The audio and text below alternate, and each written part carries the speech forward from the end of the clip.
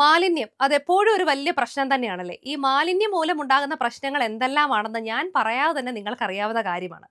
എന്തായാലും നമ്മുടെ ഭൂമിയിൽ അടിഞ്ഞുകൂടുന്ന മാലിന്യങ്ങൾക്ക് ഭാഗികമായിട്ടെങ്കിലും ഒരു പരിഹാരം ഉണ്ടാക്കാനുള്ള ശ്രമത്തിലാണ് ഓസ്ട്രേലിയയിലെ മക്വയർ സർവകലാശാലയിലെ ഒരു കൂട്ടം ഗവേഷകർ.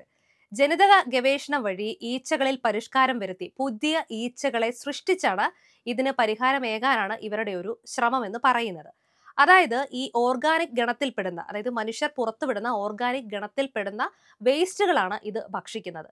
അതിനുശേഷം ലൂബ്രിക്കന്റുകൾ, ബയോഫ്യൂവലുകൾ തുടങ്ങി കാലിത്തീറ്റയായിട്ട് വരെ ഉപയോഗിക്കാവുന്ന ഘടകങ്ങൾ ഇത് ഉൽപ്പാദിപ്പിക്കുമെന്നാണ് പറയുന്നത്. മാത്രമല്ല, ഈ മീഥയിൽ വൻതോതിൽ നമുക്കറിയാം ഈ വേസ്റ്റുകളിൽ നിന്നൊക്കെ ഉണ്ടാകുന്നുണ്ട്. അത് കുറയ്ക്കാൻ ഈ ഈച്ചകൾ ഒരുപാട് ഹെൽപ്പ് ചെയ്യും. ആഗോള താപനത്തിന് വഴിവെക്കുന്ന ഒരു വസ്തുവാണ് മീഥെയ്ൻ എന്ന് പറയുന്നത് തന്നെ. അത് കുറയ്ക്കാൻ ഈച്ചകളുടെ ഇത്തരം രീതികൾ കൊണ്ട് സാധിക്കുമെന്നാണ് പറയുന്നത് തന്നെ. മാത്രമല്ല, അന്റാർട്ടിക്ക ഒഴികെ ബാക്കി എല്ലാ വൻകരകളിലും കാണപ്പെടുന്ന ഒരുതരം ഈച്ചയാണ് ബ്ലാക്ക് സോൾജിയർ ഫ്ലൈ എന്ന് പറയുന്നത്. ഇത് നമ്മുടെ ഈ കമ്പോസ്റ്റ് പോലുള്ള ഭാഗങ്ങളിലും വേസ്റ്റ് കുന്നുകൂടി കിടക്കുന്ന ഇടങ്ങളിലും ഒക്കെ ഇതിനെ കാണാൻ വേണ്ടി പറ്റും. ഇത് കണ്ടമാനം മാലിന്യം ഭക്ഷിക്കുകയും ഇതിന്റെ ലാർവകളും ഈ മാലിന്യം ഭക്ഷിക്കുകയൊക്കെ ചെയ്യും. അപ്പം എന്തായാലും ഭാവിയിൽ മാലിന്യത്തിനൊരു പരിഹാരമായിട്ട്, അല്ലെങ്കിൽ മാലിന്യ പ്രശ്നം ഒരു വലിയ എന്താണ് ഒരു ചോദ്യചിഹ്നമായിട്ട് നമുക്ക് മുന്നിൽ നിൽക്കുകയാണ്.